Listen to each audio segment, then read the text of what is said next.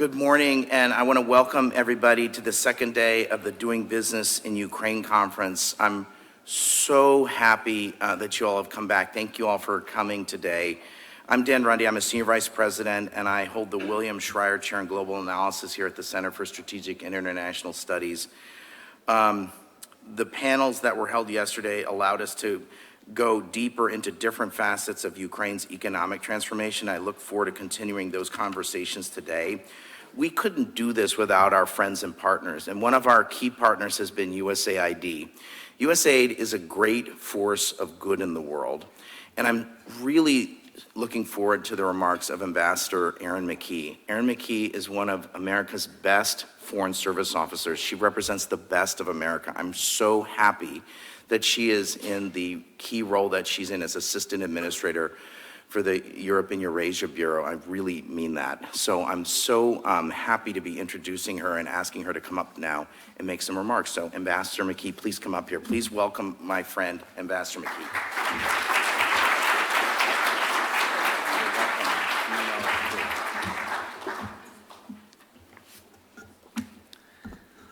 Good morning. It's wonderful to see you all here so early on a Friday. Thank you for coming.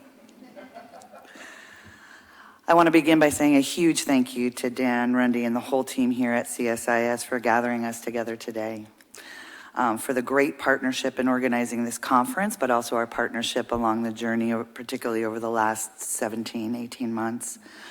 It's a crucial opportunity, as I'm sure all of you heard yesterday, for us to convene at a crucial moment and for an extraordinarily important purpose.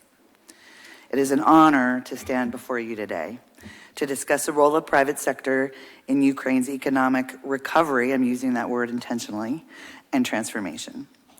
We at USAID are committed to fostering development and progress around the world. Today, we are here to explore how the partnership between the private sector and Ukraine can drive sustainable economic growth, accelerate anti-corruption efforts, and contribute to Ukraine's ongoing transformation. My job, as Dan briefly described, at USAID is to manage our work in Europe and Eurasia. Until recently, Europe had not been perceived as a traditional development arena. And that's in part due to our own efforts. Following the end of the Cold War, USAID helped establish market economies and democratic governance across the region. Some with great success and some mixed success.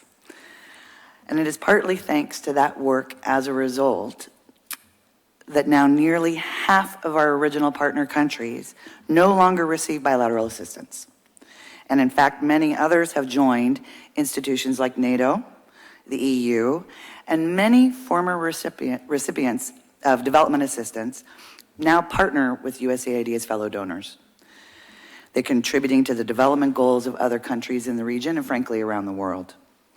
These 30 years of development partnership were instrumental in the historical wins we have seen in the fight for democracy, freedom, sovereignty, and prosperity across the region.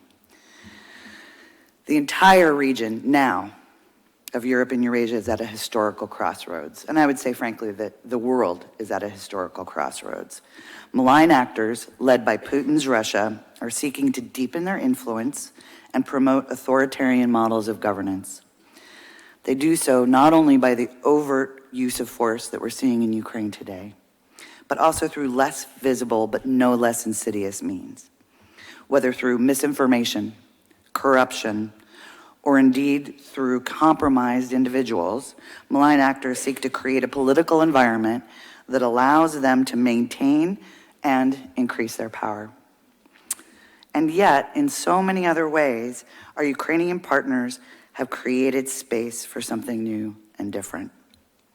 Their heroic resistance against Putin's disastrous decision to reinvade Ukraine and the unified support that we're seeing from democracies around the world, but particularly in Europe and Eurasia, have created a unique moment to disrupt the authoritarian playbook in Europe and Eurasia. USAID stands ready to play a part, alongside our Ukrainian partners in meeting this challenge.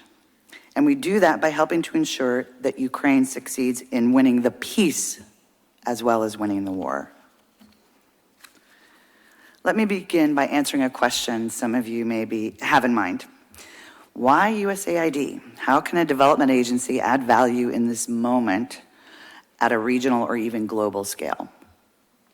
The answer is clear.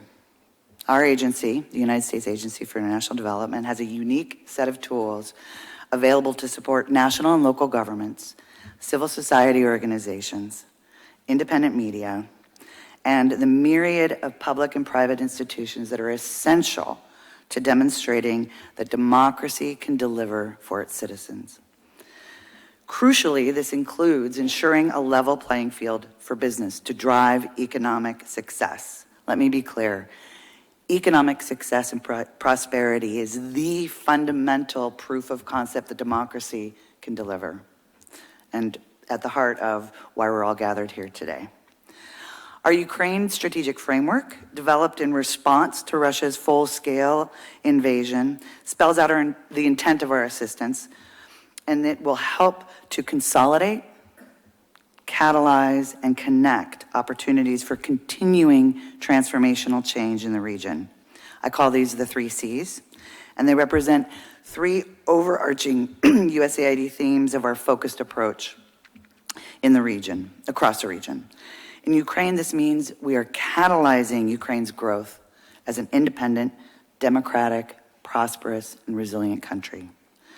We're consolidating the gains that Ukraine has made in partnership with the United States, the European Union, and other like-minded, free, democratic nations, and connecting Ukrainians to each other, to their government, and to new partners and opportunities in the West.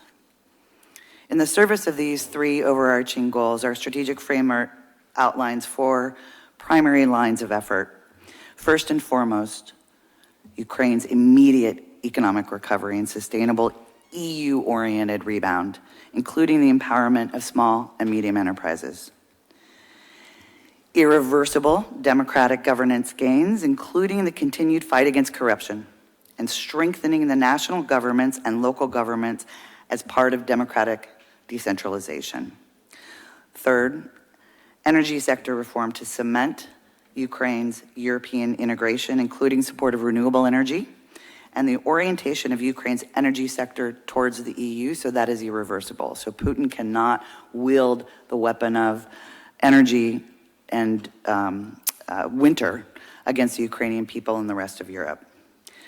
And lastly, and most importantly, and often this doesn't get the attention it deserves, improved health services, advancing the dignity and well-being of every Ukrainian, including support for more resilient, responsive local health systems, and strengthening psychosocial help and support. Our programs are deliberately designed with sufficient flexibility to respond to changing conditions on the ground. And we prioritize, of course, Ukrainian-led, Ukrainian-owned, and Ukrainian-managed approaches to our work. Ukraine was the largest mission in Europe and Eurasia after 2014, for obvious reasons. After Putin's invasion on February 24th, 2022, none of our programs didn't stop working for one moment. But the agility and the networks and the strength of that investment over the last, at that point, 8 years, enabled us to respond to the moment. And that's the power of long-term engagement and sustained responsiveness to the demand signals of the people of Ukraine and what they want to see in their future, whether it's access to justice, whether it's improved healthcare services, whether it's a modern, decentralized, deregulated, and diversified energy grid, so that the Damocles sword that Putin likes to wield over everybody's head in Europe is blunted, and blunted irreversibly. And I'd like to pause a moment here to explain or express how delighted USAID is at President Biden's appointment last week of Penny Pritzker. I think you all heard from her yesterday as the U.S. Special Representative for Ukraine's economic recovery.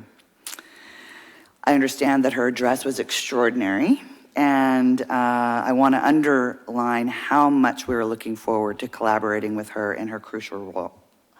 I also want to emphasize how much we agreed with several of the main points that she made at the podium here yesterday, which you will hear echoed in my own reflections. First, Ukraine's economic transformation cannot wait until the war is over. And in fact, it is already well underway, as many of you in this room can attest to. Second, the economic transformation is fundamentally geopolitical and is an opportunity for Ukraine to move to an entirely new model, to dismantle the political economy that they have suffered under for the last 30 years that they inherited as part of the Soviet Union. Third, I would like to echo Special Representative Pritzker's thanks for the generosity of the American people and their congressional representatives. The continued support and funding that we're receiving from the American people through the generosity of Congress has been essential. However, as generous as it continues to be, it will be insufficient to achieve our aims and those of our Ukrainian partners without the full engagement and dynamism of the private sector. Again, underlining the value of the President's appointment and of your participation in the conference today. Just like Secretary Pritzker and so many of you here, we also see a Ukraine that is open for business. And I appreciate the opportunity to be here today to tell you about our work to catalyze the private sector's contribution to Ukraine's economic recovery. Our top priority is to ensure that we mobilize the investment necessary for Ukraine to realize this future. In Ukraine, strengthening the private sector will create more transparent, liberalized markets and deepen collaboration between the government and civil society. USAID and its partners are working to pave the way for this lasting transformation, particularly in the agricultural sector, which is vital for Ukraine's economy and for helping feed the world. Russia's suspension of the Black Sea Grain Initiative and its subsequent attacks on Ukraine's port infrastructure and food commodities are expected to continue. As you know, this has affected farmers' livelihoods and Ukraine's export capacity with unpredictable long-term impacts on global food prices and food insecurity. Russia's months-long disruption of maritime commerce has severely choked the amount of grain that Ukraine is able to provide to the world amid a global food crisis. In response to Russia's aggression in July of 2022, we launched the Agricultural Resilience Initiative to help Ukrainian farmers to feed Ukraine and countries across the globe. Together with private sector partners like Bayer, Corteva Agriscience, USAID initially contributed $100 million, which leveraged more than $250 million in private sector and other donor investments. Our partnership has expanded to the Grain Alliance, Kernel, Nibulon, and we got the World Bank to move forward and join us in this effort and align their resources to bolster what we could and ensure that the next harvest, the next planting cycle, and that those livelihoods in the agriculture sector could be sustained. On the one-year anniversary of Agri-Ukraine, in July of 2023, Administrator Power announced another $250 million, and we have the goal to leverage an additional $250 million on top of that from private sector partners, other donor countries, and foundations based on the success of our last year. I was with Administrator Power in Odessa on July 17th when Putin pulled out of the Black Sea Grain Initiative.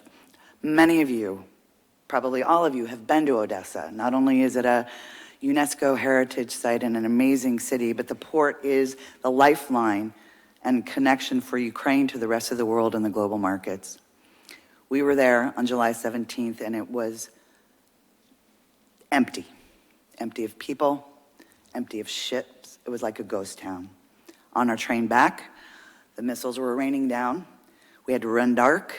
We have this alarm app on our phones, and it meant for no sleep. That was just one night. That was just one experience what the Ukrainian people are living through every single day. But there was hope. We met with our private sector partners there. We have been continuing to work with Romania and looking towards Moldova to expand alternative routes. It will never solve the export capacity chokehold with the Black Sea ports being closed.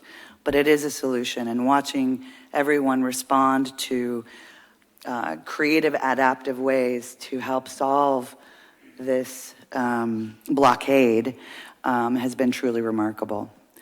And this is the power of private sector partnership and governments around the world working hand in glove to make sure that livelihoods are sustained and that Ukraine can continue to not only sustain its agricultural sector, but play its vital role in feeding and providing food to the rest of the world. Together, we are supporting crop drying and storage. We're processing seeds. We're improving export logistics, as I mentioned, and we're increasing access to agricultural finance. Together, we have provided nearly a third of Ukraine's registered agricultural enterprises with seeds, fertilizers, crop protection, and services to help plant, store, and deliver these crops. And we've increased the speed, quantity, and efficiency of food exports to the world despite Putin's efforts to weaponize food in his war against the free world. In addition to Putin's weaponization of food, he has also weaponized winter. Russia's targeted attacks on civilian infrastructure were intended to terrorize the Ukrainian people and break their indomitable spirit. But the power of partnership prevailed.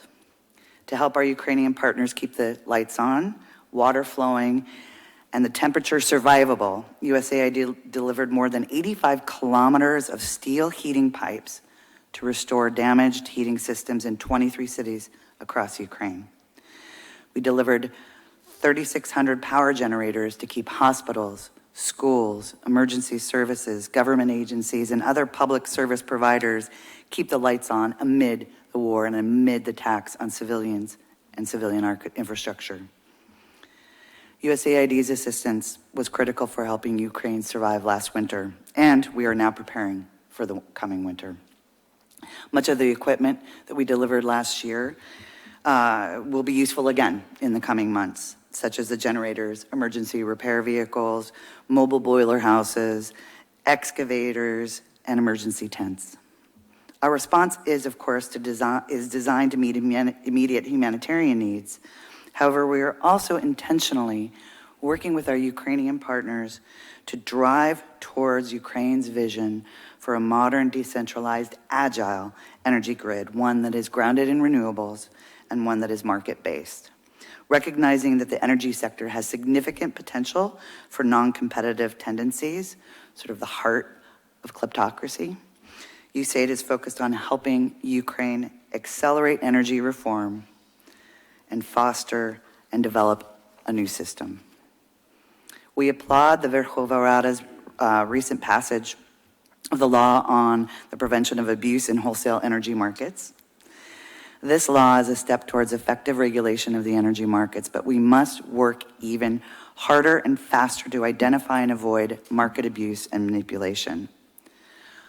Flows of foreign investment and a welcoming business environment are critical to this effort to achieve the requisite growth and independence of Ukraine's energy market. And a cornerstone, as exemplified in the energy sector, of Ukraine's economic recovery is the battle against corruption. This is the other front in the war for freedom. Strengthening ways to combat corruption is the highest priority for the U.S. government, and implementing these measures is a critical step towards the development of a transparent, liberalized markets in Ukraine. It will benefit both market actors, consumers, and is a key milestone towards for Ukraine's path towards European integration. But it is also what Ukraine is fighting for every day. They are demanding of their government, and the government is delivering a new political economy that is not rooted in kleptocracy, but one that investors and the people can have faith in, that they can trust, that is transparent, that is accountable, and that is what we are all working towards.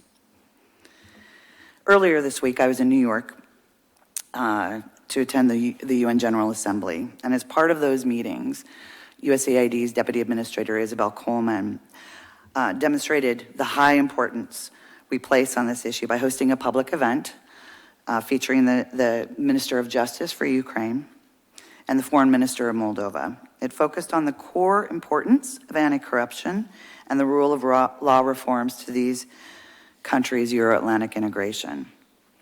What was remarkable about the event is that it gave these senior leaders an opportunity to describe the extraordinary progress they have made in pursuing difficult reforms, as well as their intent to stay the course and continue the necessary efforts to tackle remaining corruption-related challenges within their countries.